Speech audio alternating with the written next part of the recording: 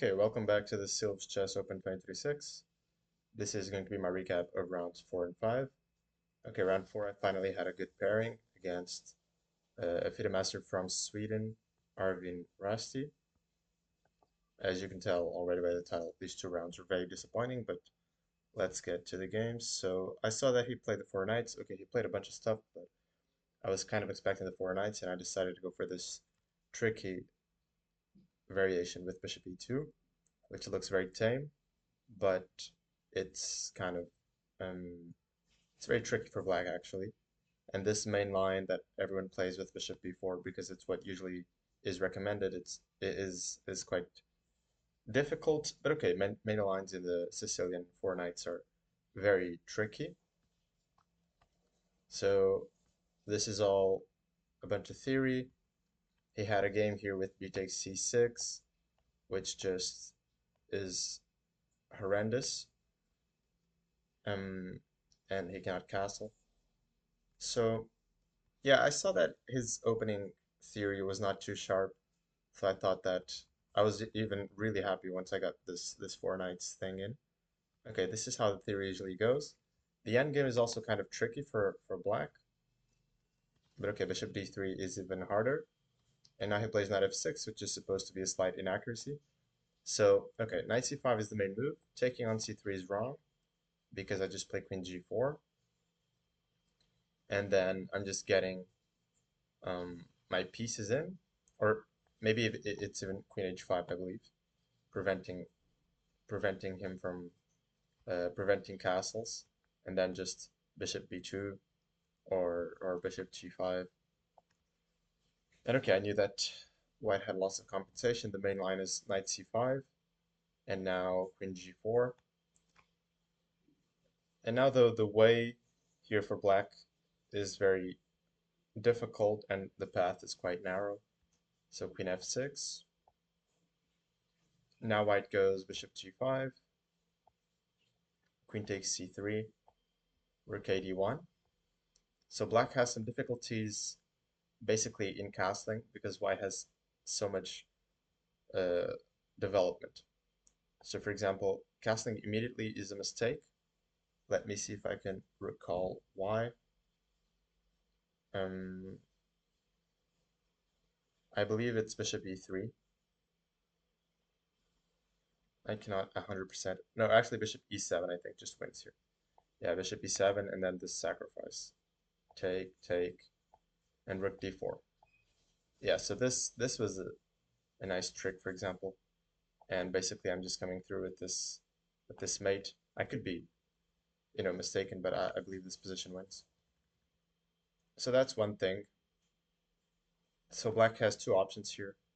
One is impossible if you don't know the position. H6 and now castles. By the way, I'm taking, you know, a wide look at these opening intricacies, but it's I don't know. I kind of think it's interesting. Knight takes loses to bishop d4, for example, and I'm just crashing through on g7. Okay, the main line is castles, so dropping the pawn entirely. Now f5 and getting down to this endgame, which is black is taking on d3 at some moment. Maybe it's even here. Yeah, it might be here. Take queen f6 and this endgame, which is okay. White is still pressing even though we're down a pawn because the bishop dominates the dark squares so well. Okay, this is one of the possible lines. This is had as the main line in this bishop e2 complex. Okay, knight f6 I knew was a bit imprecise, and I could still remember like rook e1, castle, c4, e5, and now something like this, bishop a3 and rook e5. And white has some pressure. Of course, you cannot take the rook due to this trick. And white has some pressure with the bishops. Okay, but he goes completely astray here in the opening, c5, queen f3, and now bishop d7. So the annoying part here was that I was taking a lot of time to really milk out the most that I could get from the opening, and I couldn't predict literally any of his moves. So apparently he was not interested in castling at all. And, you know, the only good thing about his position is that he's a pawn up, and now he just gives it back immediately. Also quite weird. Okay, I thought for a while, I decided to take, and now rook c8. I also didn't expect this at all, because now he's even willing to go down a pawn. So I have two options, and here I thought for a very long time. So the most obvious to me is to go c4, which is what I ended up doing, so preventing him from pushing c4. The other option is I can take, allow c4, and okay, just play this position. You know, at any rate, I have the bishop pair, and I gain this square on d4. So for example, bishop g5, bishop c6, some rook to d1, bishop d5.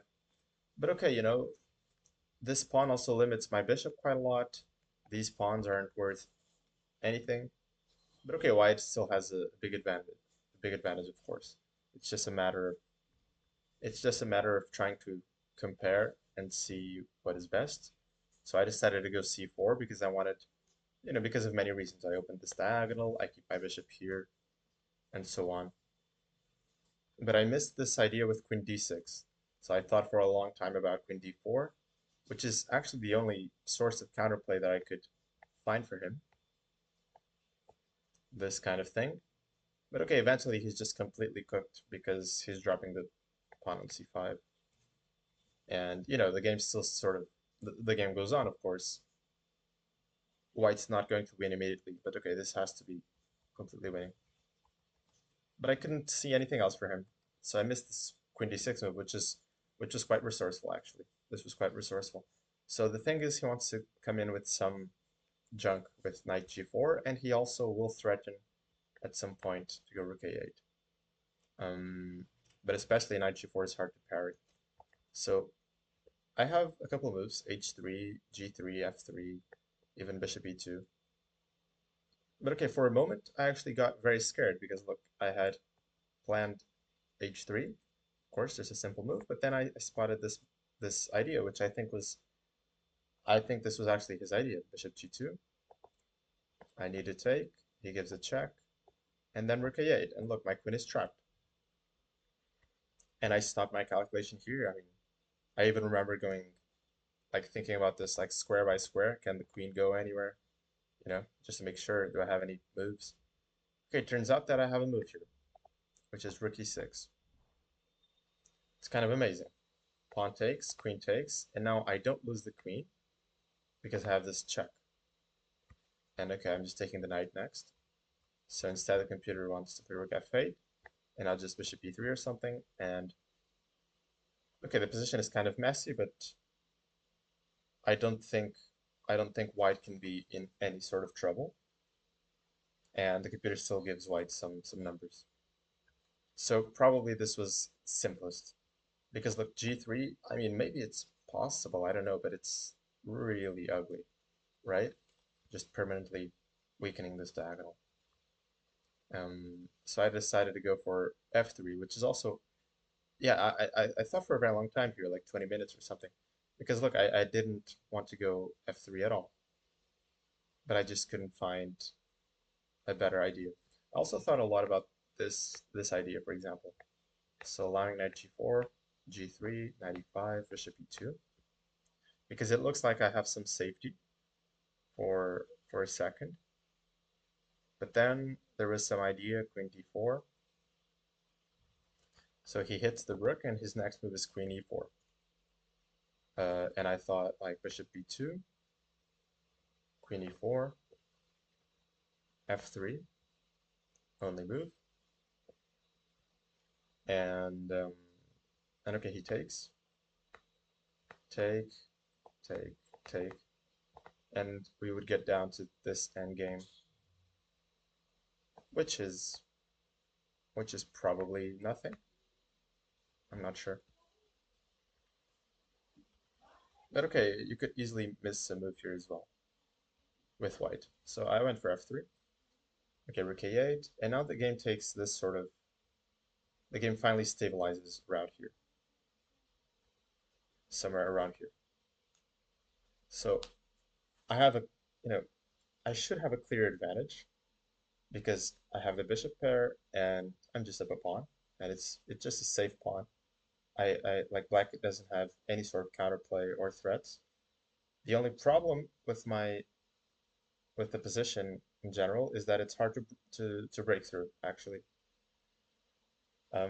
Black is extremely solid, and these pawns aren't worth crap, and I cannot push a4. So okay, I just shuffled around a bit. We were slowly approaching time pressure as well. And eventually, after this move, bishop g6, I thought he gave me a nice chance. Because I wanted to go rook b5. And the thing is, if he takes.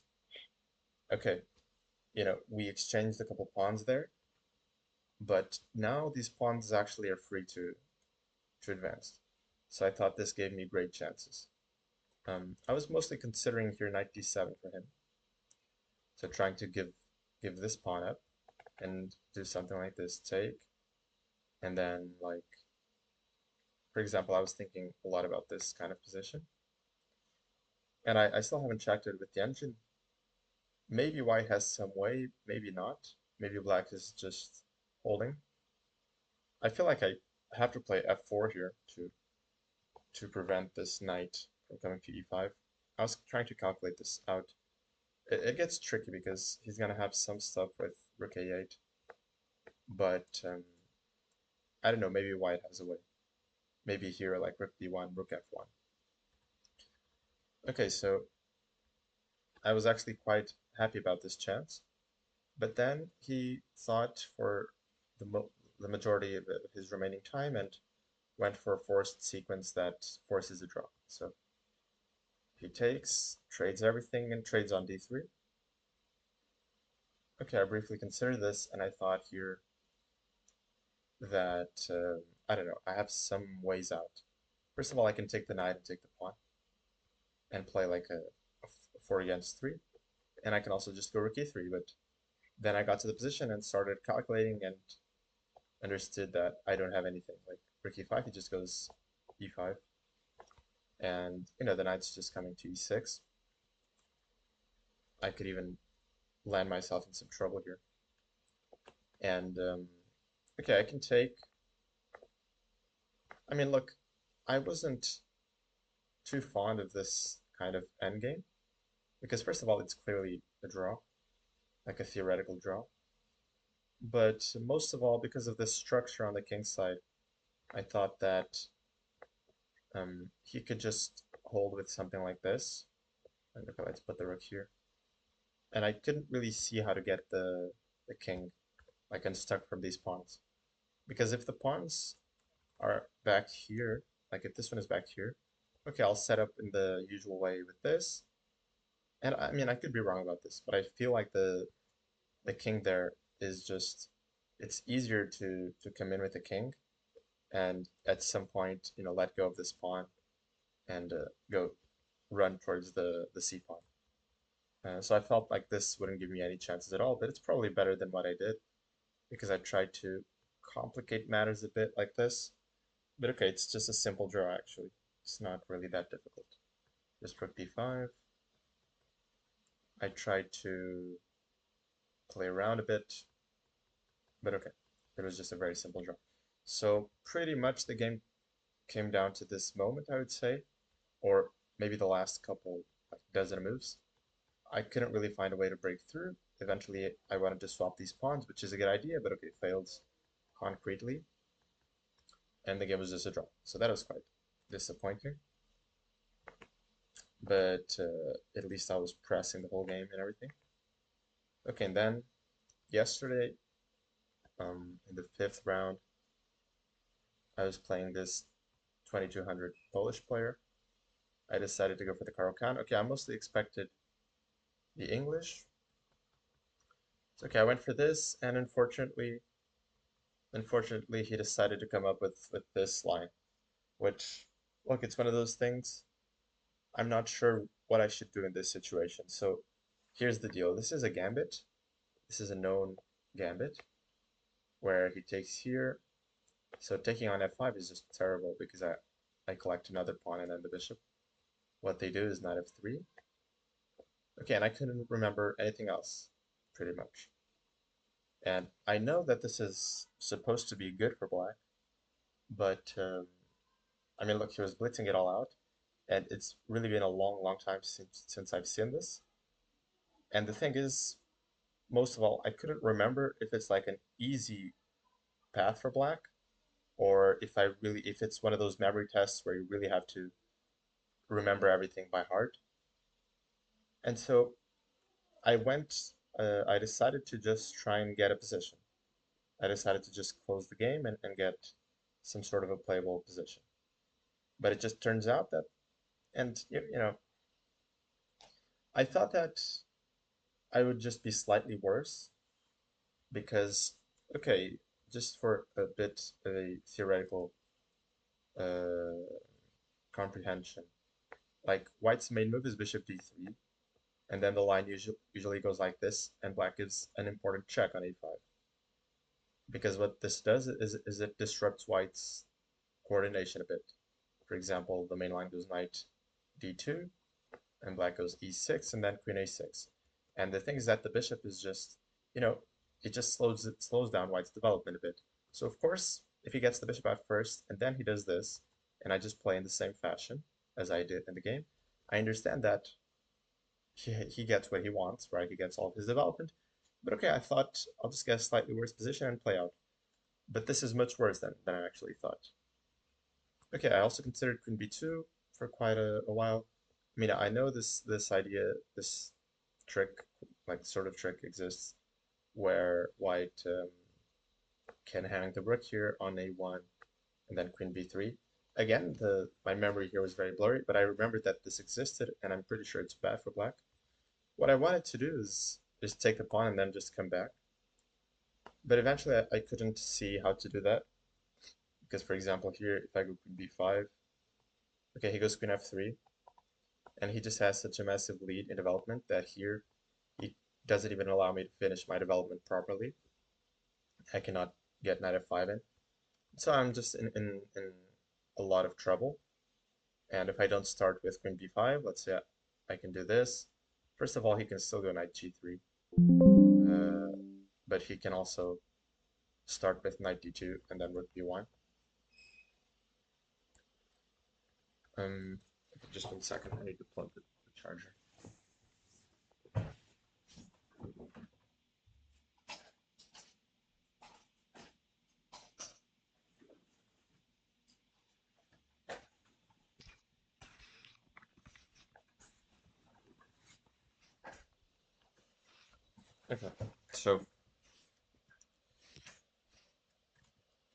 Okay, so instead of that, I went e6. Yeah, and as I said, white here is just massively better. I mean, yeah, I underestimated how bad the position was here. So he just gets something. He goes a4. This is a good move. Okay, also quite typical. And I went back to f5. But around here, I mean, I'm even gonna turn the engine off on just to see, you know, if he can come up with some sort of defense. But I couldn't see anything. So for example, some stuff. If I try to get, if I don't do anything, he's gonna go a5, and my queen is just stuck there. So that's not ideal. If I try to get the queen back to civilization, he's coming through with b4.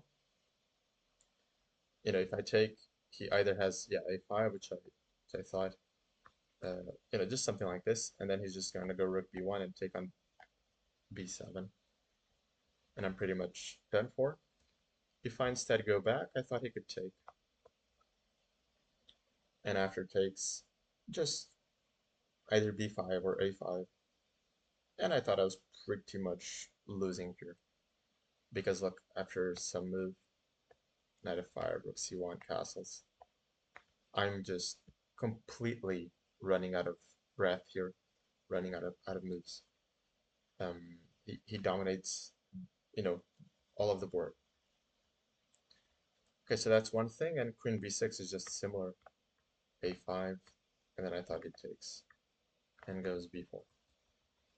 So I decided to go knight f5 after calculating a bit, because I saw that in this line I can do take, and knight b6.